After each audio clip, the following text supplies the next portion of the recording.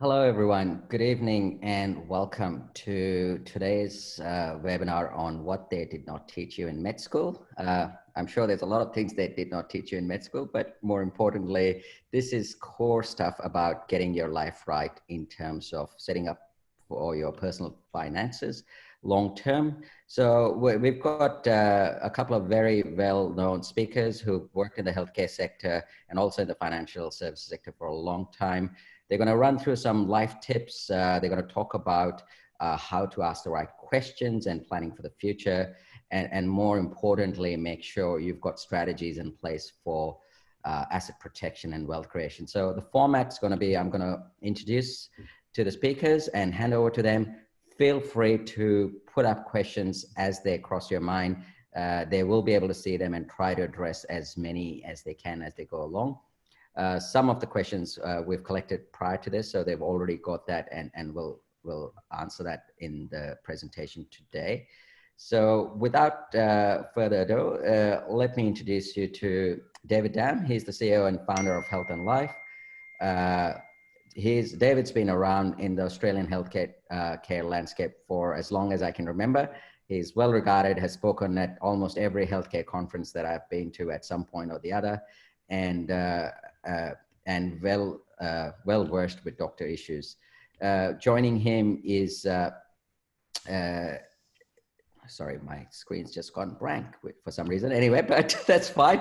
I'll keep going on, assuming you can all see this. But joining him is Nick, who's a senior associate at Health and Life. He's also the CEO at Prespa Consultancy. Again, long experience in the healthcare field, and obviously he's a chartered accountant and tax accountant as well. So handing it over to David to kick it off. Thanks, Amit. Thanks to the AMA and the AMA team, and to all of you who are taking their time out to listen to us tonight. And hopefully you'll get some interesting insights about money, medicine, and protecting your wealth. Now, before I go into a lot of detail about stuff, we're going to be zooming in and zooming out on issues, depending on what the kind of questions you all have for us tonight. But a really important disclaimer that please don't run out and just implement some of these things. These are really key things and key principles you should probably take back to your advisors, maybe put it in writing, and then based on properly considered professional advice, a qualified lawyer, an accountant, then make decisions from that. And if you're still not sure, give us a yell. Happy to talk to you guys at no charges, so to just get you over the hump if you've got any pressing issues that come out of tonight's presentation. That's my CV. I'm not going to go into a lot of detail other than to say, yes, I did set up a firm when I was actually about 22 years of age called Health and Life after a very big car accident and 9 operations at a local public hospital that I learned there was a bit more to life than just making money. And it was courtesy of the medical profession that got me kept me alive, and I'm really happy to be here to talk to you. But I also have what people don't know about me, apart from doing presentations and being a chartered accountant. My parents and my in-laws, they're all specialists, they're doctors. And so I do have a healthcare background. On a Saturday night, I used to hear a lot about what people would be talking about, the doctors and their friends. So I do have a little bit of an insight on what people are interested in. And sharing with you some of those thoughts some 28 years later on, I guess, the myths and the truths that I've seen come into fruition with the work we've done with our clients and practices. And I've worked in the public hospital and private hospital sector on what might be of interest and of relevance to you. Nick, that's his background there. Nick, you want to just say hello? Hi, my name's Nick. I've been working in the medical industry with David for the better part of a decade. I'm a senior associate at Health and Life, and I also am the CEO and founder of Prespa Consultancy. So I know a little bit about what it's like to go from being an employee to starting your own practice as well. So I obviously still work with David quite closely as well. Thanks, Nick. Okay, so this is really what the topic outline we're going to be covering today. Basically some life stories that have come from doctors and their advice back to you guys, and things that you need to be thinking about when you're planning for the future, and then understanding where money fits in terms of those particular plans that you have, and how to pick your advisors and how to keep on top of all this information. There's some really good tools and technology that are available these days. And if you actually know where they are and where to find them, it can make your life a lot easier than maybe the earlier generation where a lot of this stuff was just not available. So it's a good time to be getting into practice or graduating, because if you know where to look, there's a lot of things that are fairly complex that can be easily managed if you know where to look. This presentation is part of a 4-part series, and this comes from a Harvard business model called the Kaplan's Balanced Scorecard model.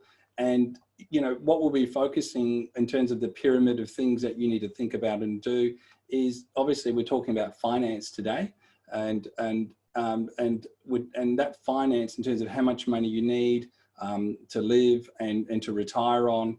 So it's a bit of a cradle to grave sort of story, is really predicated by what do you want? What do you need? What do you want out of your life and your future? And when you understand this question here and really self-audit these key and important questions about what you value, can you easily begin to realize and understand what you need to do here in terms of your finances to reach those goals. So we take a very holistic view. We don't just take a financial or transactional view. So that's probably what makes us a little bit different, because you know, I really believe that context is king. How you execute and how you learn from your mistakes is things that we talk about a bit later, but you need to really start looking at the planning side to get to that next step. In terms of lessons to be learnt, I sit on a number of doctor chat groups. They invite me in, or they allow me to, and I'm quite honoured to be allowed to sort of listen into what they think they've learnt being in practice. And these are from GPs and specialists and particular groups I'm in. And these are really, really important questions and things to really consider. And I thought it was important to share them, because I asked them, look, I said we were doing a presentation tonight, and you know, what would be your advice, you know, back to all of you tonight when we speak. And I thought these were some of the more telling points here that all of you should always keep in the back of your mind. Things like, yes, you know, after you graduate, if you're going to become a GP or you're going to even become a specialist, it's going to be unlike anything you've learned in medicine. And in fact, I'd say this is a new letter next to your name, like MBA, when you start to own your practice. This stuff they just can't teach you in medicine. The lessons of life when you start working are starkly different to maybe some altruistic ideas you might have originally had when you got started. Getting sleep, probably the number one thing. I think all of you know that, particularly those of you doing hospital rounds, those registrars that are out there, you know what I mean. Try and find something to do outside of your life that is outside of medicine, that keeps you interested and engaged and keeps your mojo up. And, you know, be very clear about your own value system is really, really important here. It's a good comment from Nigel. And attract the like-minded people. What type of patients you want, really you set and that bar, and you attract those people, which is really important. B-Man said a really good one, don't be an asshole. When it comes to, you know, getting out there in private practice, it is very, very competitive. And some of the people that you will probably graduating with, you know, might be referring to you or not referring to you based on the experiences you're having, you know, as medical students working with each other. Just be kind to everybody, work collaboratively in the industry. You're all part of the same team to help that patient. And it's really important everybody gets along. And you know, it's not about trying to be better than somebody else. At the end of the day, it's trying to give the best care to your patient. That's what we're all here for, either directly or indirectly. Virtual signaling is, you know, Ira said here, don't virtual signal. I think there's a really important point here that's being made, and that is, you know, your practice is a professional practice. Don't use it as a way to, it's not a charity. I mean, when you make enough money, then donate to charity or help the poor. But your professional practice, you have a professional duty of care to your patients, and that comes first and foremost. And the only way you can do that is running a sustainable practice that is also socially responsible, but never mix the two. And often we see that mistake there where people are just doing things for free because, you know, the patient needs to survive, but the practice dies because financially it can't provide the quality care that it needs to, because it's based on the false premise. And we'll go to that in a little bit more detail. In terms of what I've seen after 28 years working nationally with practitioners, both in the public and the private sector, is I see them actually as registrars as yourselves who become professors and who are now actually all professors now. It's been a long time now. Is that you all started out saying, hey, I'm here for the greater good. And maybe your mum and dad told you should become a doctor because, it's an honor to be a doctor, and, your family and friends would have encouraged you. And some of you might have thought, well, some told you, well, when you make a lot of money, so that's a great thing too. The reality is that when you get into the ladder of moving up in the medical world, we've just see that, it's first about academic credentialing and getting a PhD next to your name after your basic qualifications of MBBS, then going, okay, well, economic credentialing, and, some people unfortunately look for the trophy house and trophy spouse, which can get them into a sticky economic situation. They have to see that extra patient because they made a bad decision or bad investment. Keeping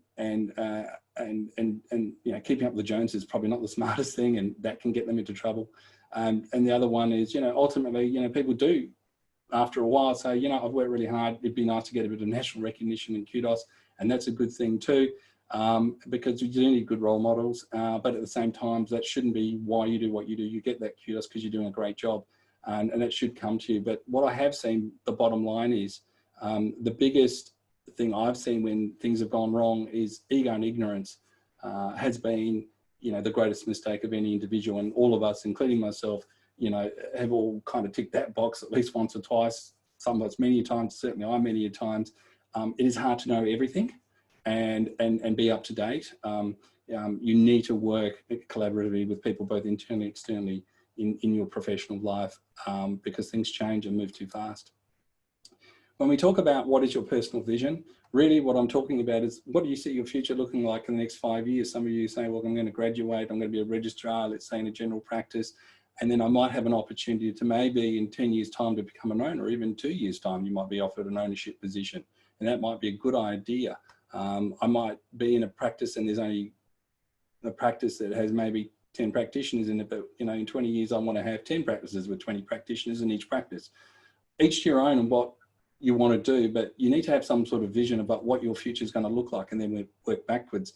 You don't need the answer right now, but you need to think about what is it you really want to do and achieve in your life.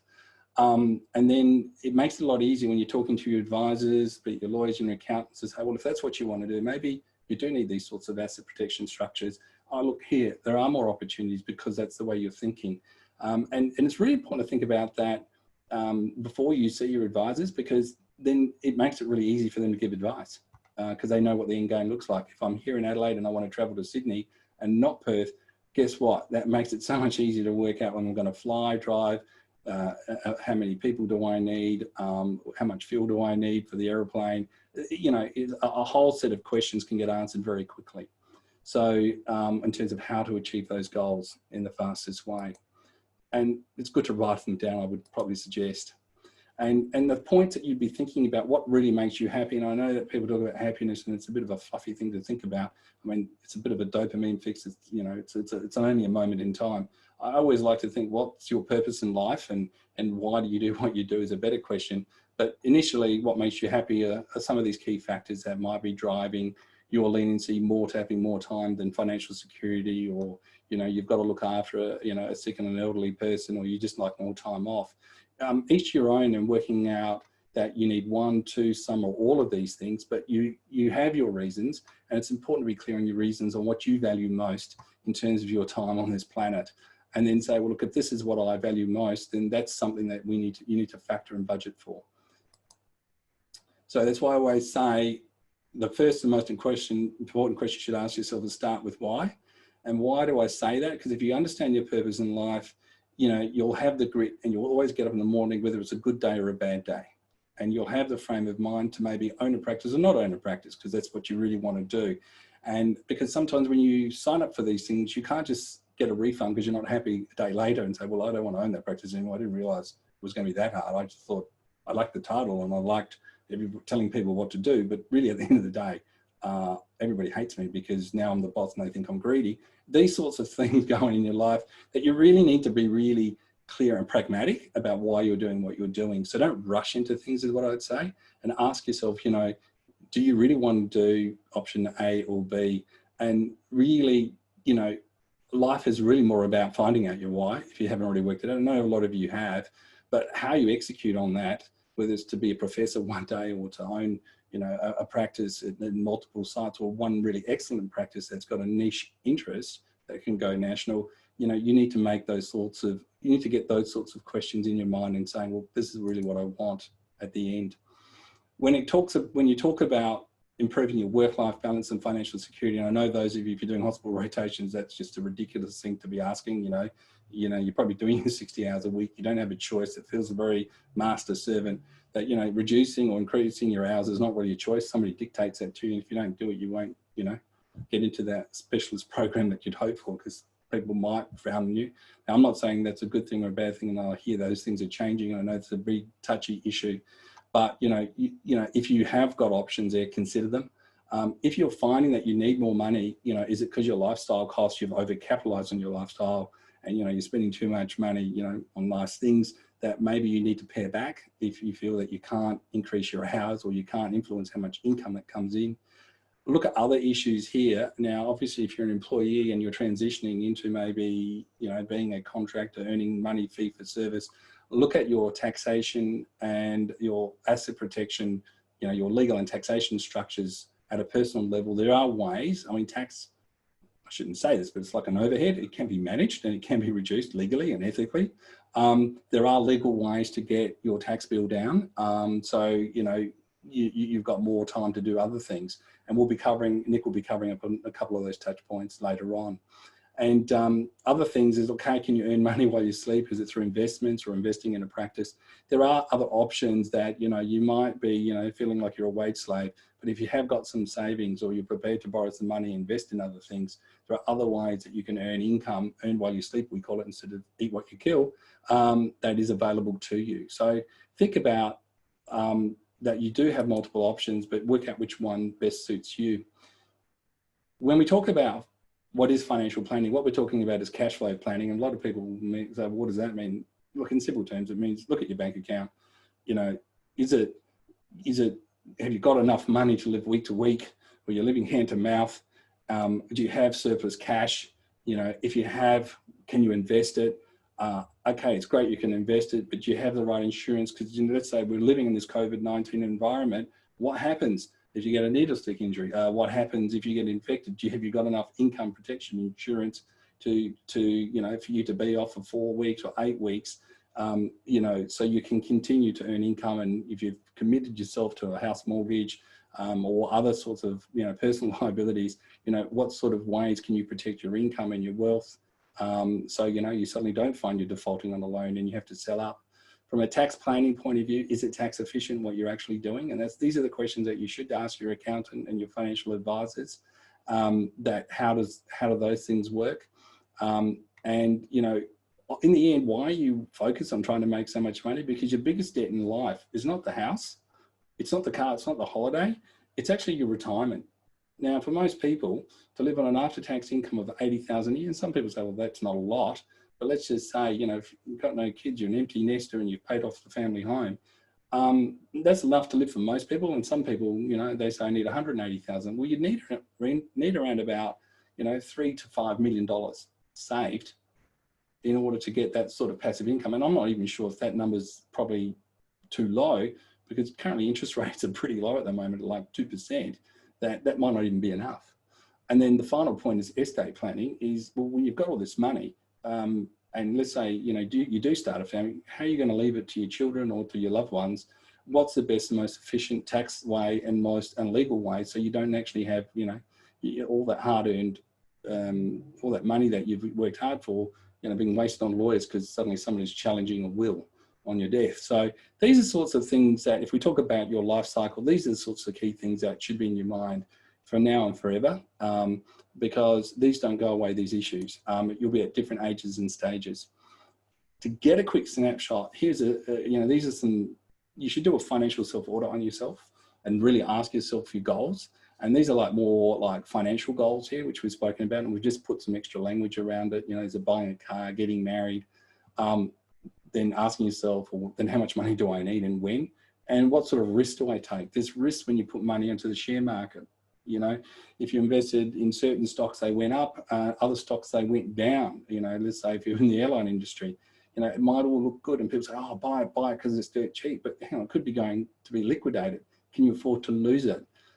So don't, and we see a lot of people approaching doctors because, oh, you're a doctor and you can make enough money, and they get themselves into a lot of debt. We've seen really good doctors get into trouble because they've invested in foreign exchange deals and lost $10 million over signing a contract that took less than a minute because they were too busy to read it and they were doing it in between patients. This sort of stuff here, you should always take your time on and be very, very careful. And these are very real stories. And those people have been subject to huge Medicare audits and stuff like that because basically the money was just going to paying off some really bad investment decisions that have lasted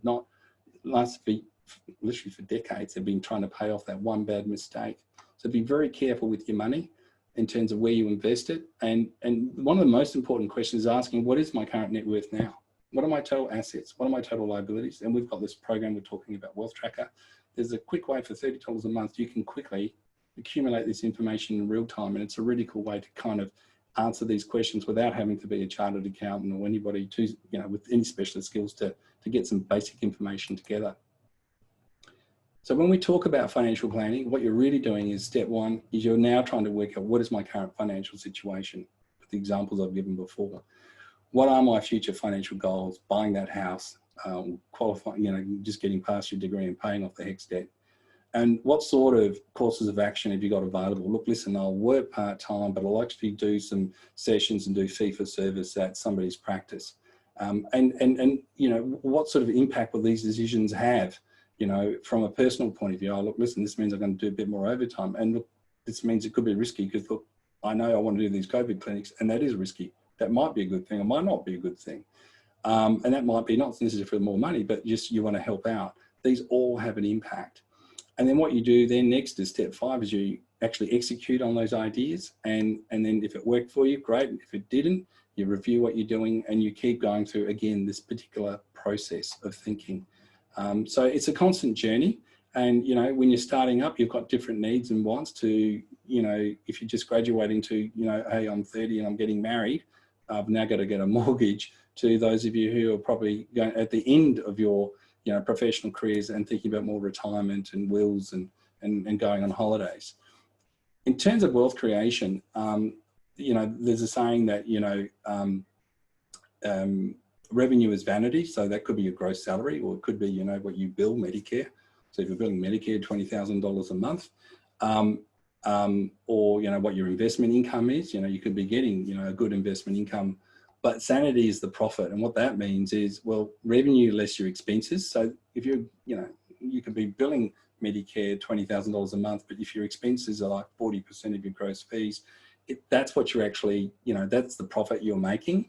And that means you're actually getting ahead, because some people, you know, suddenly paying 90% in service fees or management fees to the practice they're working in, and they're only getting 10% back. Now that's a bit of an exaggeration, but you understand my point. You should be making decisions about what you're taking home, not necessarily what you're billing and what you're earning. So it's actually the profit, and people say, but, you know, profit's a dirty word in medicine, David. And I said, well, when you take a wage, that's called a profit. It's just self-employed people call it a profit, not a wage, but it means pretty much the same thing. It's the money we take home to put a roof over our heads, you know, to pay off our HECS debts, to invest in our futures, whether, you know, it's going on those holidays, or for our retirement. So this is really a really important number to understand. But the reality for most doctors, and to this day, is they think profit and cash flow is the same thing, which they're not. Pretty much they say, look, if I got a lot of money in my bank account, I must be rich. But that's just not how it sits. Really, cash flow is saying we've got money coming in, but, you know, if you've got a lot of debt repayments and all that and lifestyle expenses, you know, if they're too big and they exceed how much profit you're making, then you've got a bit of a problem. And so when we see people in financial problem, it's generally because they've got a lot of lifestyle expenses or tax bills or things that they haven't considered that don't necessarily accountants show on their financial statements. And they're suddenly finding, well, listen, I bought that mansion and that was too big and I couldn't afford it.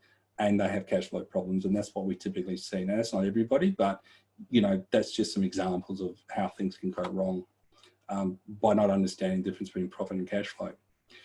Those of you who might have cash flow problems at the moment, I'm not saying everybody has, but there was a reason for putting this slide up.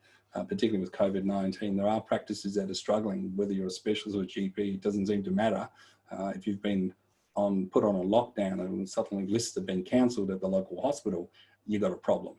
I've heard of an anaesthetist who's basically filing for bankruptcy because he's borrowed so much money, he can't meet his debt repayments. You don't want to be in that situation. And I've just done a really quick checklist here. These are some key questions you need to ask yourself. How are you financially going? And say to yourself, look, listen, yeah, I do need to look at alternate sources of income because my cash flow is low. Yes, I do need to maybe reduce some of my lifestyle costs. That holiday we planned, I think we'll give that a whole pass. And yeah, I know I'm getting rent relief at the moment, but let's say, your mortgage might be on hold at the moment, but in September, those mortgage repayments are going to kick back in, and I've realized, my income that I normally get has dropped off because less patients are coming into the practice I'm working at because they're too scared to come in, that I need to really reassess how these things are going to impact me. And the most important thing here is, look, do you really have the energy to earn more money? And if you don't, because you've got health things that are holding you back, that, these things, it doesn't matter. You don't have to be 50 or 60 to be burnt out. You're feeling it probably right now in the hospital system that's burning you out, that you can't do any more than you're already doing. So you have to live within your means. And why I'm saying this is important is if you are finding yourself that you can't meet your debts as and when they fall due, that is a sign of financial distress and potentially bankruptcy.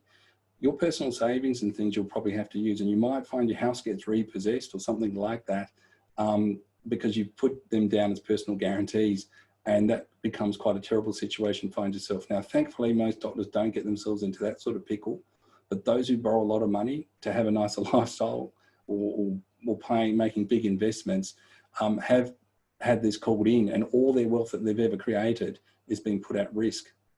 So just be very, very careful with personal guarantees and loans. Don't sign anything you don't understand. With wealth creation, there's two ways. I'm sorry, this is how to make it, keep it and hide it, how to make money in healthcare. Well, there's two ways you can do it. You can do it this way, which is eat what you kill. This is using the dog walking example. You get paid $15 an hour for 1 hour to do the dog walking yourself. You can't scale up your personality, but the other option is that you could own a practice and you could basically get paid $15 an hour, but you could hire somebody for $10 an hour. And that difference is the profit. And basically that's how you can earn money while you sleep. So when you see people wanting to own practices, apart from the fact that it gives them the clinical and intellectual freedom to provide services the way they'd like to provide them, there also is a financial benefit that, on Monday morning, there's still a check, hitting their bank account where they haven't had to see a patient. And that might be something that appeals to you, but there's a lot of responsibility that comes with that. It looks easier than what it really is. And it's not for everyone. And a lot of people are happy to be employees or contractors, but that is certainly an option for you. The other option is any money you save being employed, you can invest that in shares, property, fixed term investments and the like. This is an article I did. I was interviewed for Medical Journal of Australia. Now it's a little bit old, but the principles haven't changed. And I talk in a very principled way because we're about giving contemporary advice. So whatever you hear today, in 20 years or 30 years time, I don't think it's going to change. The rules haven't changed in terms of the fundamental principles of managing your wealth. When you are saving money, if you've got money to save, you can keep it in cash, but it doesn't earn money while you sleep. So when people don't do it for that reason, they put it into, let's say, a fixed interest or a term bond that might give you 8%. Now that's very high. You're lucky if you get 4% or 5% with interest rates being so low. People put it alternatively into commercial or residential property. Again, these rates are pretty high, so they're probably only sitting at around about maybe 4 to 6% if you're lucky, or putting in shares, which is, and each type of investment here is more riskier. So the chance of losing is a lot higher, but they're more liquid. You can put it into shares because a lot of people haven't got, $1 million to drop into a property or can't borrow that kind of money. You can put it into shares, and that's another way of, getting ahead. The final thing you could do with your money is invest it into a medical practice. Well, you could borrow money, so you don't necessarily have to have the money to buy into a medical practice, but you could at least borrow money and invest it and get a greater return. But again, there's greater responsibility. So think about, these are sort of your investment opportunities that are available to you all the time, should you choose it. It's something that, you should keep in the back of your mind that one day, maybe these options I will consider at some point when I've got surplus cash to my needs, because you should be having surplus cash to your needs and you should have at least some money. This is basically an S-curve, and you're sitting here as an employee and you might want to start up and get into a practice, and you might initially make a loss if it's not an existing practice. It can take up to 18 months to attract patients and get your branding right, unless you buy into an existing practice, and you could be making a profit from Monday morning. And that's why a lot of people, they become contractors. I don't really like that word. I call them tenant practitioners, and they'll join an existing practice and say, oh, look, I'm happy to work here and pay 30% of my gross receipts or 40% of my gross receipts to the owner. When you're making a profit, it's when you're actually making more money than what you were making when you're an employee. The strategic profit, this is when earn while you sleep. This is when the value of, and this is how you've bought into a business, and this is an example of buying into a business. This is when what you're buying into makes you money while you sleep, and it's worth a lot more, and you can actually sell your practice, you know, and people say, well, how much can I sell it for? It could be 3 times the profit or 5 times the profit, depending on how well established and run that practice is. And that's where you get the big payout. That's the 9% super that employees get. That's what owners of businesses get. So, you know, you at any point, you can jump from being an employee to starting up your own practice. It will take a number of years. And the payoffs are there, and people do exceptionally well by going down that path. If they don't look after their practices, and there's a bit of a problem at the moment with COVID-19, and they don't invest in them, then they basically find it's rest in peace. It's like pancreatic failure, you know, they don't know what's happening to them, but they're dying because they're not really growing. So there are a lot of good opportunities at the moment in terms of buying a practice. I know there's a question in there, should I buy it when I'm 50? I said, if the opportunity is a good one, and you know, this is what you want to do and you're ready for it, look, there's no reason. I mean, KFC, Colonel Sanders set up his business when he was 52. The founder of McDonald's was in his 50s as well. Age shouldn't be a barrier. It's probably more attitude and your health are the major barriers to whether you make that jump. When you're ready, you need to be emotionally ready, not just financially ready. And there's no shortage of people who lynch your money, that's for sure. Here's the big deal here that you should all, and this is a bit of a warning, that you can invest in practices, and you see a lot of people making a lot of money. I mean, I hear neurosurgeons, you know, they're billing like $600,000 a year. That's what's declared on their tax returns. They're the highest in the pecking order. There's a leaks table that's actually out there. But the reality is you can lose that overnight. And the COVID-19 has given us a bit of a sobering reminder. And I was actually interviewed for this particular story. So if you click on this, you'll actually see me being interviewed. But I'm predicting up to 10% of practices collapsing because patients are scared to come back to the practice.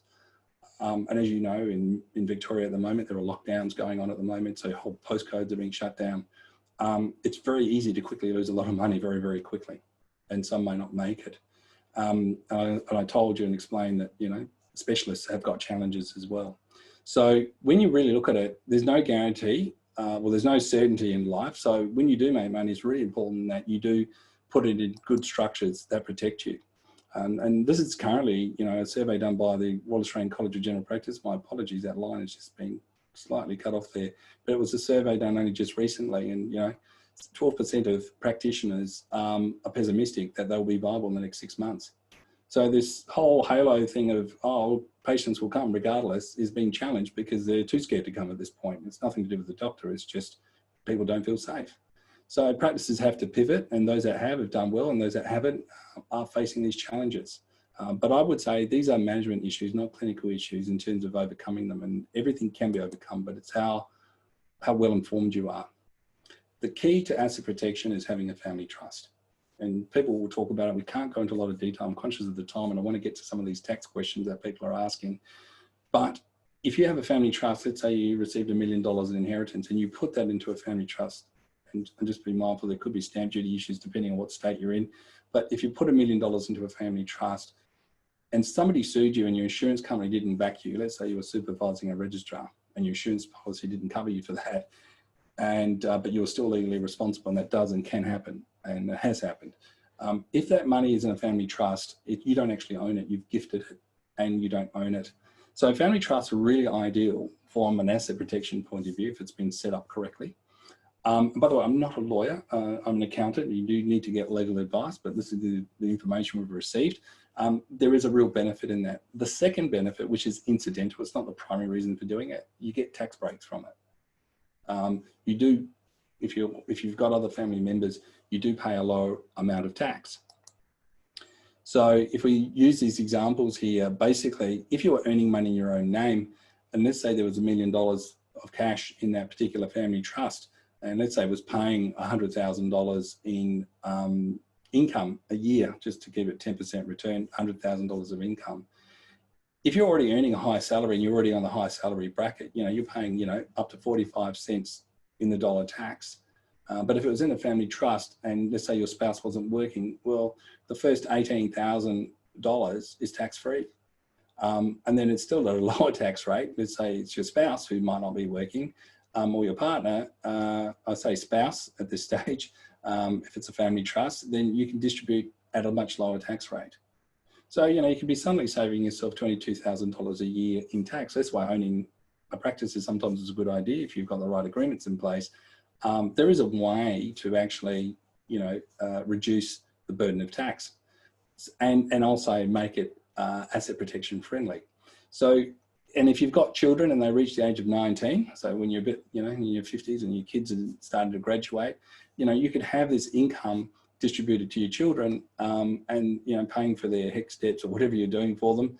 And again, that becomes tax-free. One other thing that's missing here is you can actually have what's called a corporate beneficiary, and there's a way to set it up. And if you've got nobody to distribute it to and you're single, you can actually distribute that income to a company and pay tax at 30 cents in the dollar. It's not a trading entity, so that's why it's not getting these reduced tax rates. But, and that's, I think it's going down to 28 cents. Is that right, Nick?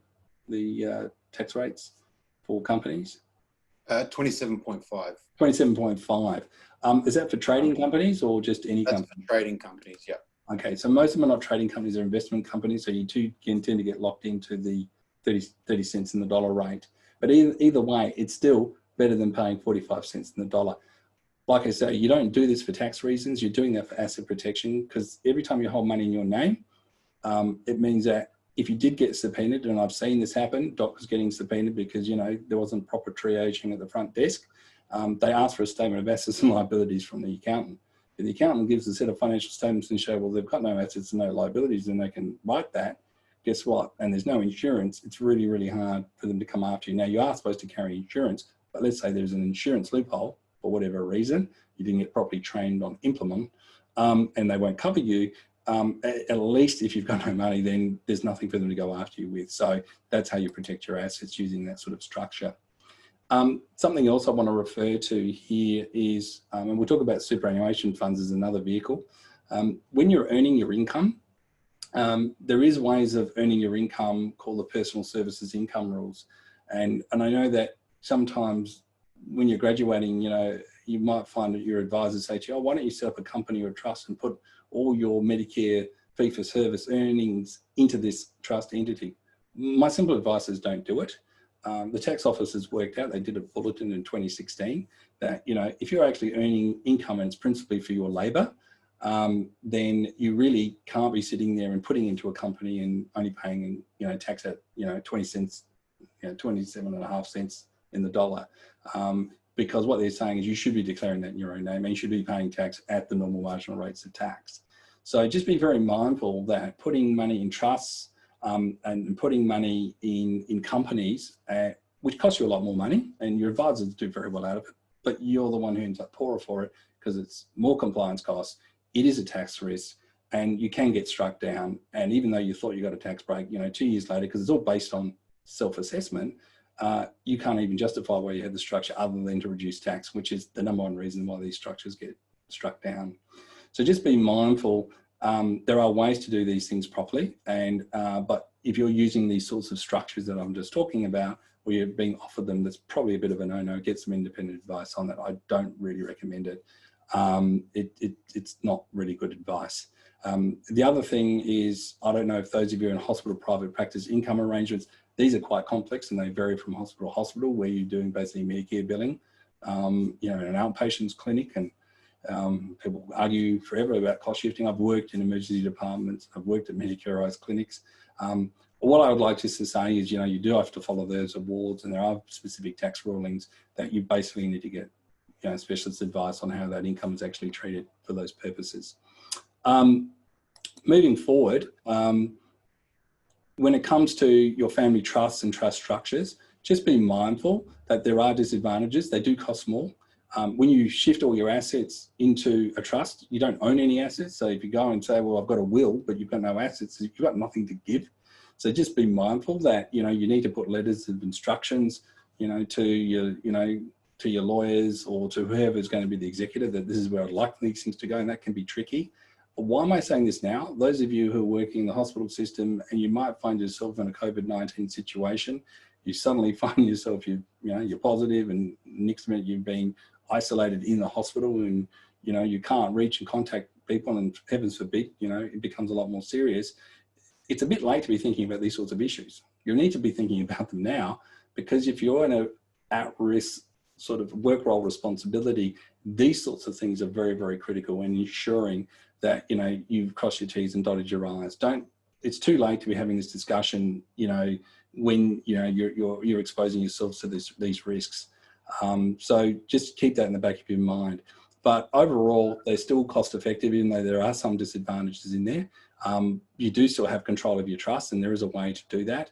But you just get some careful advice about how you go about it. They are still a very effective asset protection vehicle.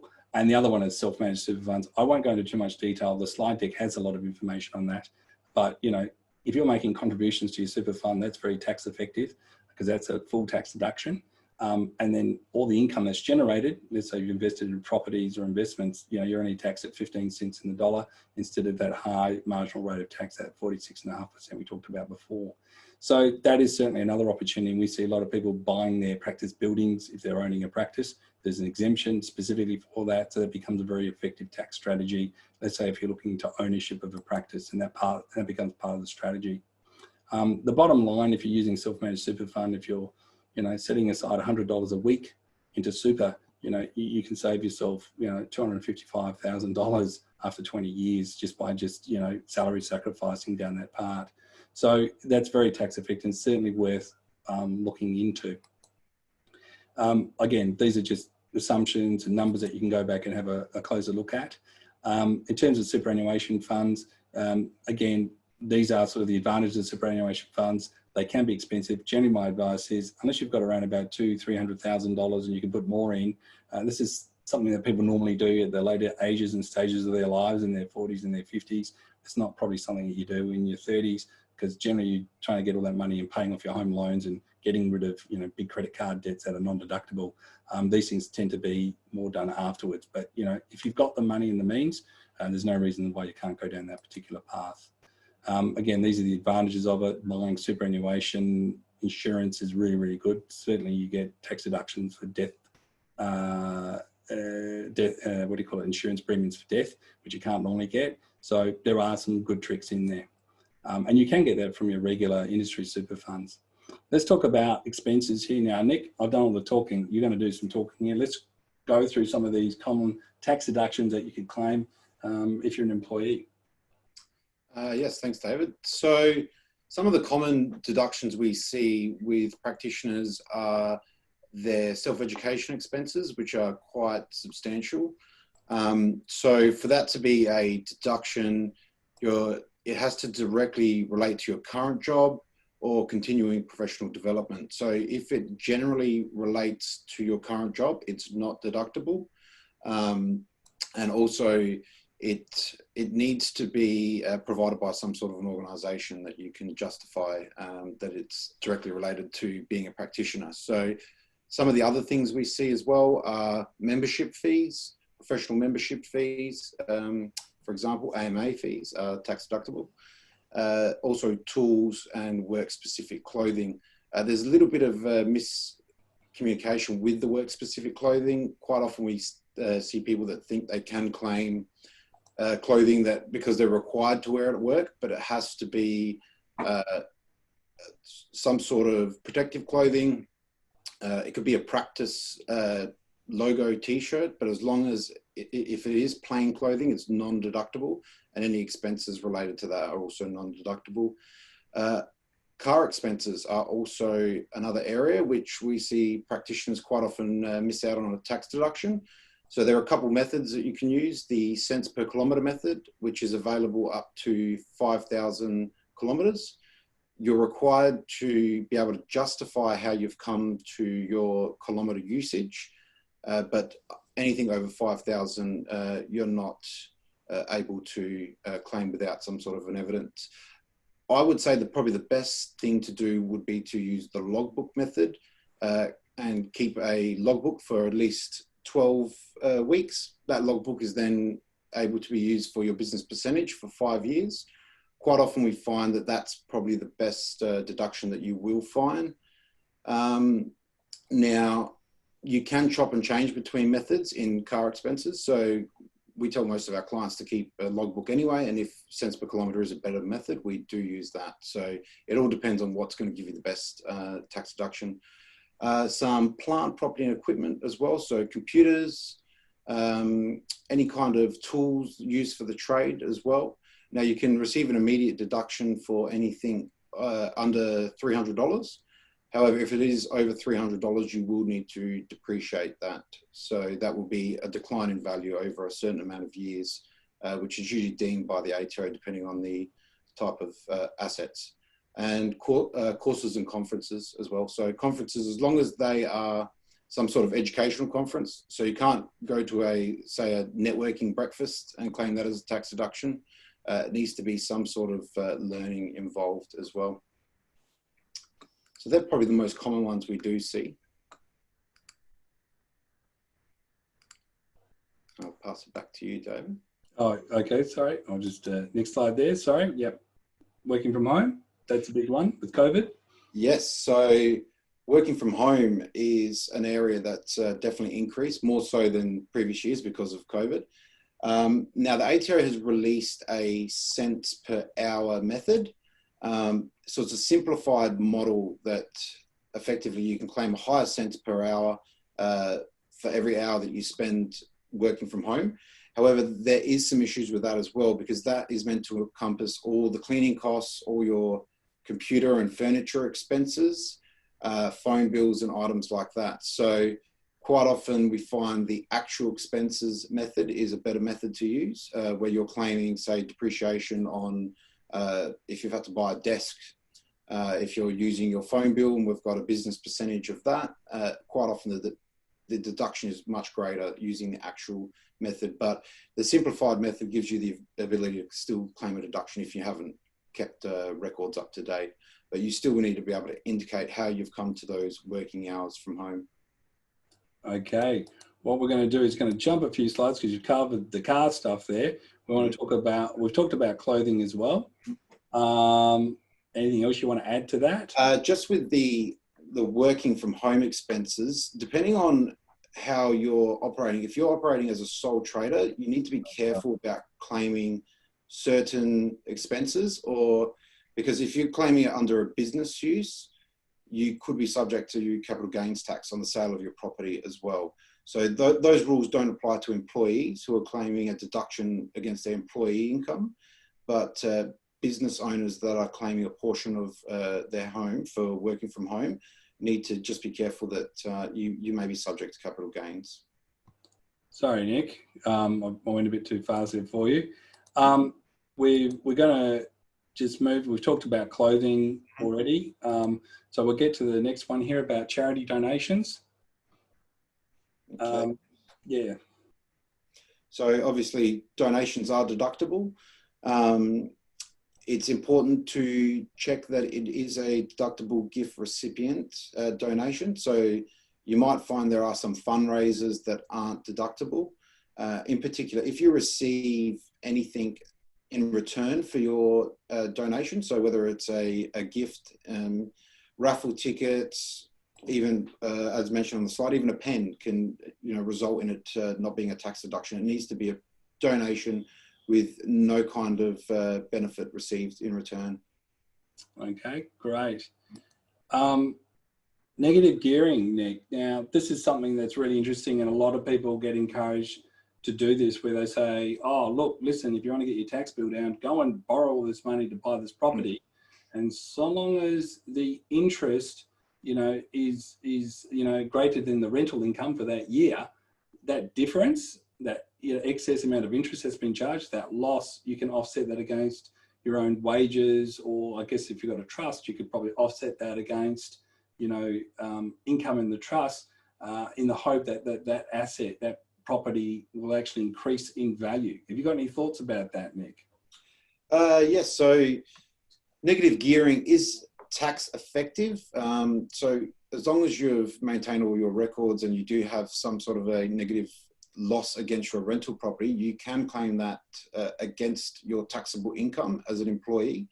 However, if you are holding your property in a trust, one thing to be wary of is that you cannot distribute a loss from a trust. So if you make a loss in a trust that owns a property, it just sits there and carries forward until you have some income to absorb it. So rental properties in your personal names, that's not an issue. Just be wary though, there are a lot of schemes out there where people are being pushed into negatively gearing, and you might find that you're spending $25,000 to save $5,000 in tax. So you need to really look at every scenario individually as well to see if it is worth it. But it's definitely a great tax offset, but I wouldn't be buying a property as a bad investment to get a tax offset. Agree. And I guess there's another big mistake I see is that if you're a practitioner and you're a high risk practitioner, buying a whole lot of properties in your name that, let's say your insurance company doesn't cover you for some reason, and insurance is not a perfect product, medical indemnity insurance is not a perfect product, then what you're doing is that you're actually exposing those assets if you're involved in litigation. Because I've seen it where doctors have been subpoenaed and they've got all these properties in their name, and they're suddenly, the equity is really, really high, the debt's really, really low, and they just suddenly sell up the property. So this is where family trust can play a good role. Some people say, well, why don't I put it in my spouse's name, who's not a practitioner, who's not at risk? They are certainly options. The family home, you should never put that in a trust. The family home is probably the biggest tax break you can possibly get because it's capital gains tax free. And what we do suggest is that type of investment there. Obviously, if you can put it at a not at risk spouse's name would be ideal. Just be mindful that every time you're moving property in and out of trusts or changes of names to different owners, you can trigger off stamp duty and capital gains tax in your estate.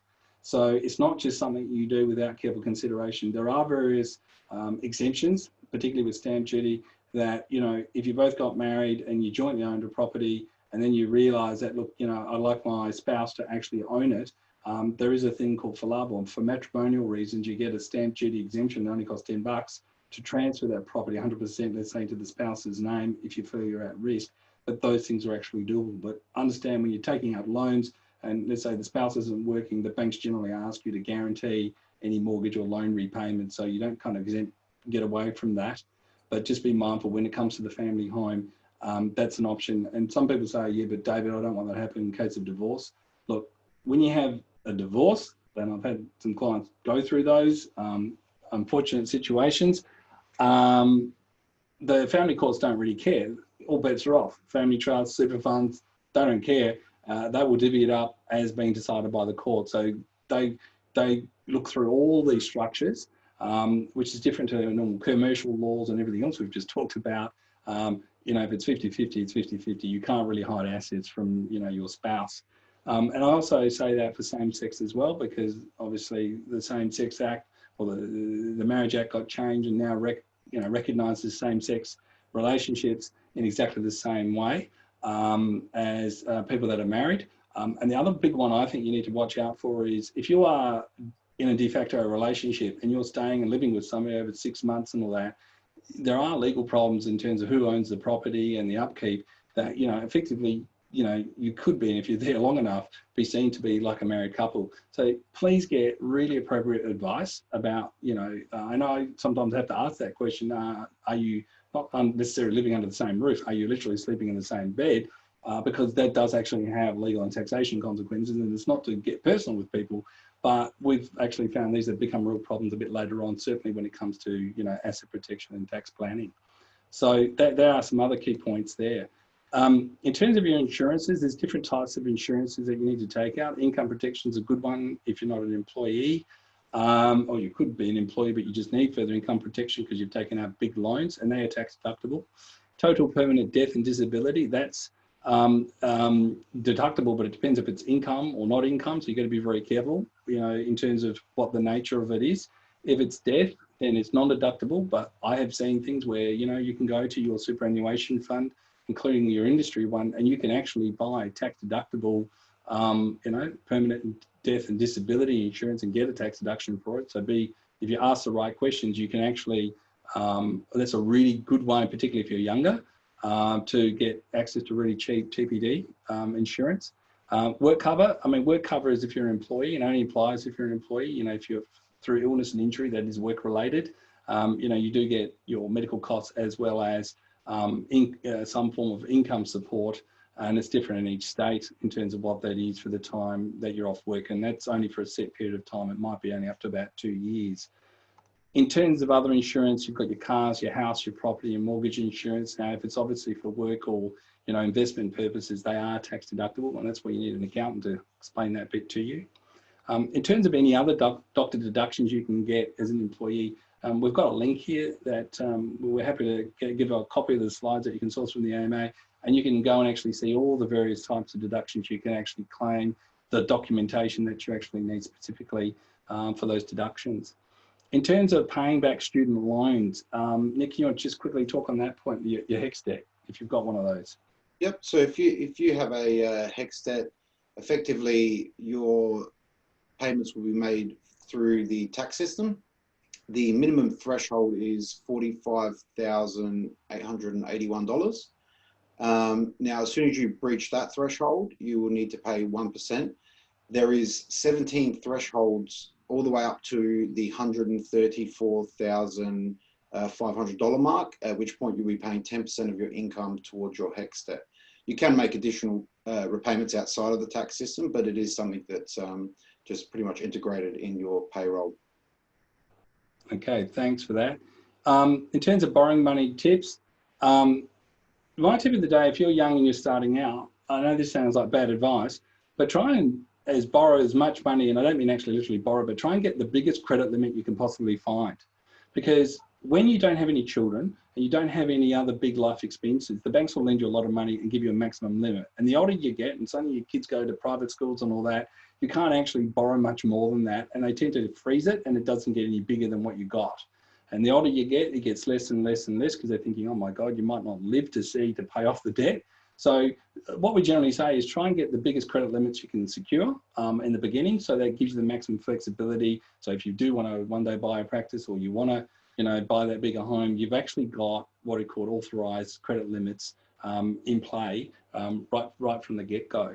In terms of wills and estates and powers of attorney, I think they're really important, particularly if you're a doctor in those high-risk category areas, particularly with COVID-19.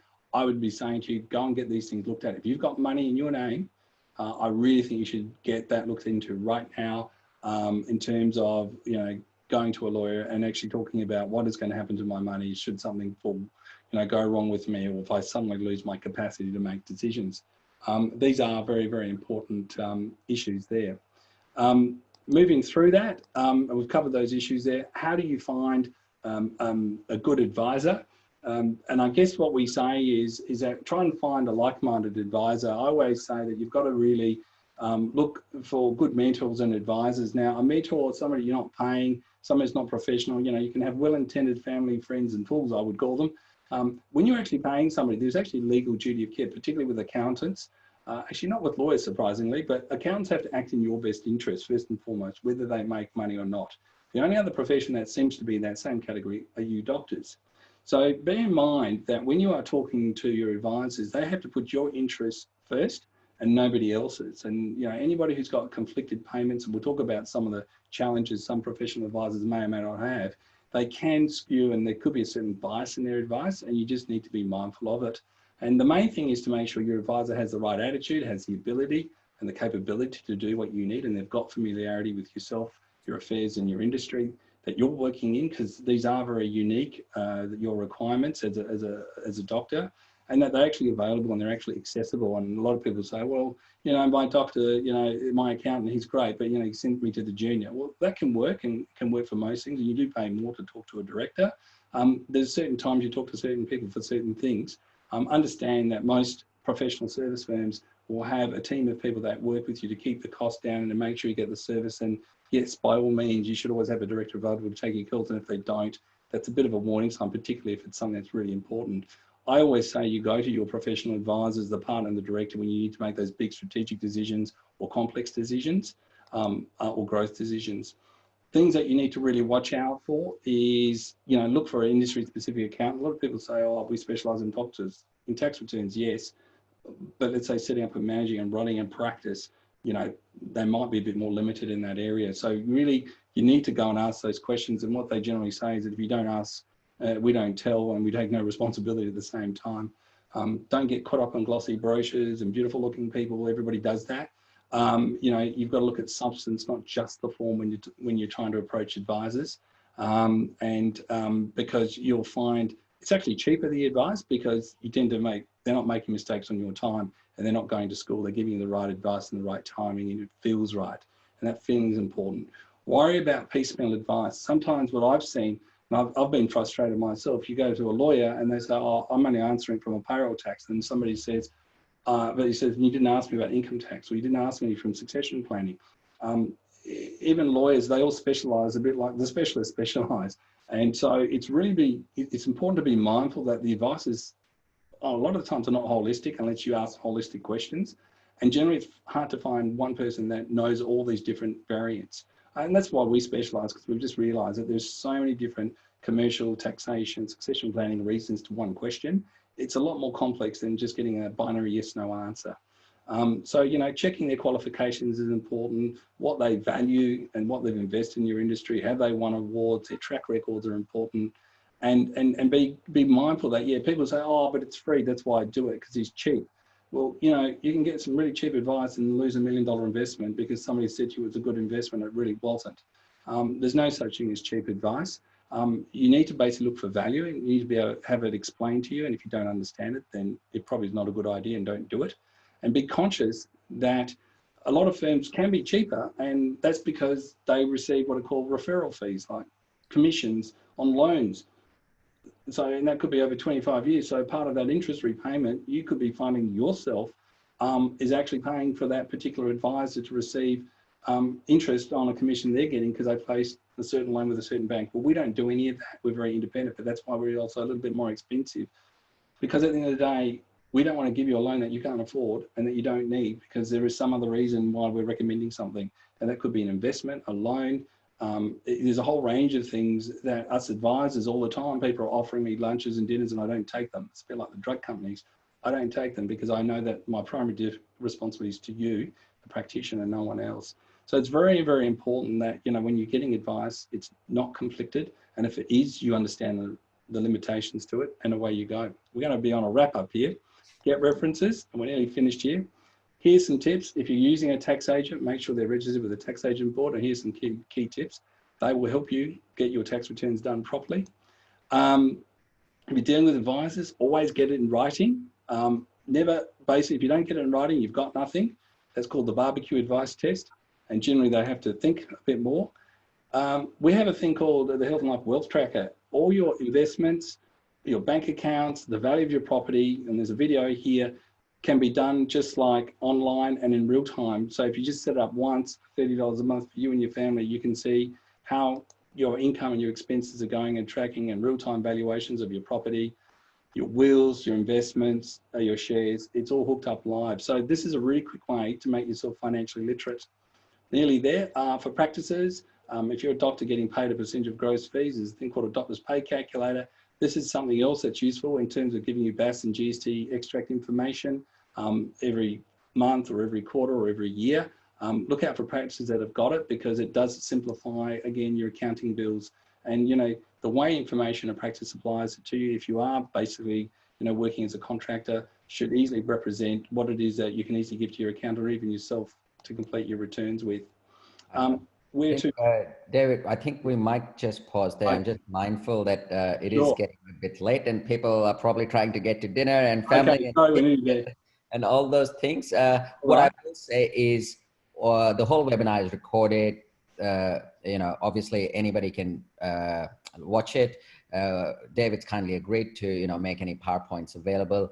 I know there were very few questions today. The good thing is a lot of questions that came in writing ahead, I believe we did address a lot of those concerns and topics that were raised while people were registering. So that's fantastic. But David's also kindly agreed that, if people, go home, have a glass of wine and reflect on what was a lot of information today, you do have some questions, please feel free to email that through and we'll try to get some, advice back to you on those questions. Today has been fantastic, David. You've covered sort of the cradle to grave, talking from, all the way from having kids, getting married, who to sleep with, and what to do at the end of the day when you're doing your estate planning. So a lot of information in there. Really appreciate your input. And for all the attendees, I've been in your shoes. This is quite a complex space. It takes time getting your head around a lot of these financial issues. And I agree with David, 9 times out of 10, it's actually about attending these sort of things and knowing what to ask. It's not about knowing the content. It's knowing that when you're going into a conversation with what are essentially subject matter experts in a different field as yourself, it's about making sure you're asking the right questions. And that sometimes can be the big difference between setting yourself up right and not, thinking back 10 years later, oops. And I've certainly had my oops moment. I think the first 10 years of my career, I probably didn't think about this stuff as much as I should have. Probably could have saved myself a lot of money and a lot of heartache as well, but certainly on top of it. And I am using that tool that you talk about, the My Prosperity tool. I've just got onto that a couple of weeks ago. Looks great. And I can track a lot of the stuff myself. Thank you again, everybody. Thank you for coming and wish you all the best. I'm sure we'll have a few more of these. Please send your questions through. Thank you. Thank you. Thank you.